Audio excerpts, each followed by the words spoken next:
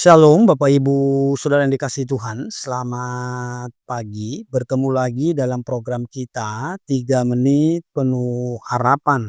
Hari ini kita akan melanjutkan pelajaran kita tentang jadilah tenang.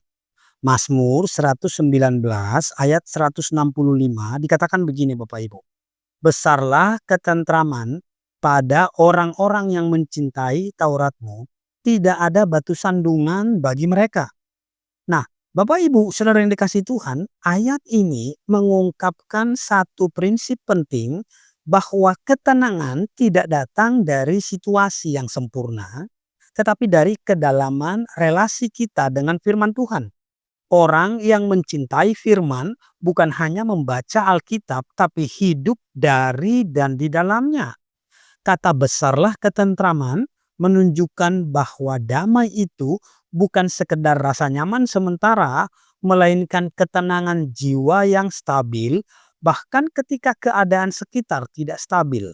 Sebaliknya, ketika kita jauh dari firman, pikiran kita menjadi lebih mudah dipenuhi ketakutan. Kita mulai lebih percaya berita daripada janji Tuhan. Kita mengandalkan asumsi bukan kebenaran ilahi. Dan hasilnya ketakutan kita menjadi membesar, pikiran liar berkembang, kita merasa sendirian, lupa bahwa Tuhan pernah berfirman, "Aku menyertai engkau." Nah, banyak orang mengira penyebab utama ketakutan adalah masalah. Tapi sebetulnya ketakutan terbesar muncul bukan karena masalah, tapi karena hati yang kosong dari kebenaran Tuhan. Masalah bisa sama besarnya, tapi ketika hati dipenuhi firman, respon kita akan berbeda. Masalahnya tetap, tapi hati kita tidak akan pernah goyah.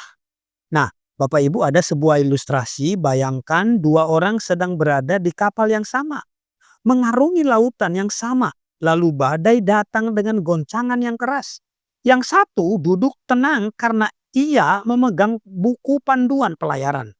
Ia tahu apa yang harus dilakukan, tahu kemana harus pergi, dan ia mengenal kapten kapal yang berpengalaman. Ia tetap tenang karena tahu arah dan percaya bahwa ia tidak sendirian. Tetapi yang satunya lagi panik karena tidak tahu apa yang sedang terjadi.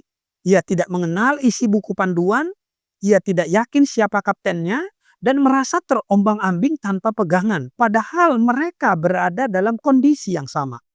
Yang membedakan mereka bukan badai tetapi informasi, keyakinan, dan kedalaman hubungan dengan pemimpin kapal. Nah, begitu juga kita, firman Tuhan adalah buku panduan hidup. Tanpa mengenalnya kita akan panik. Tapi bila kita hidup di dalamnya, kita akan tetap tenang karena tahu siapa yang memimpin kapal hidup kita. Nah, ada sebuah kutipan dari Charles Spurgeon. Dia berkata begini Bapak Ibu, kecemasan tumbuh di ladang hati yang kering dari firman. Nah, apa kesimpulan firman Tuhan buat kita di pagi hari ini? Firman Tuhan bukan pelengkap, tapi fondasi ketenangan sejati. Ketika kita mengabaikannya, hati kita menjadi rapuh, mudah panik, dan kehilangan arah. Namun ketika kita hidup dalam firman, badai boleh datang, tapi damai Tuhan tetap berkuasa. Ketakutan hanya membesar ketika firman diperkecil. Karena itu, mari besarkan firman dalam hidupmu dan lihat bagaimana damai itu mengalahkan ketakutan. Amin.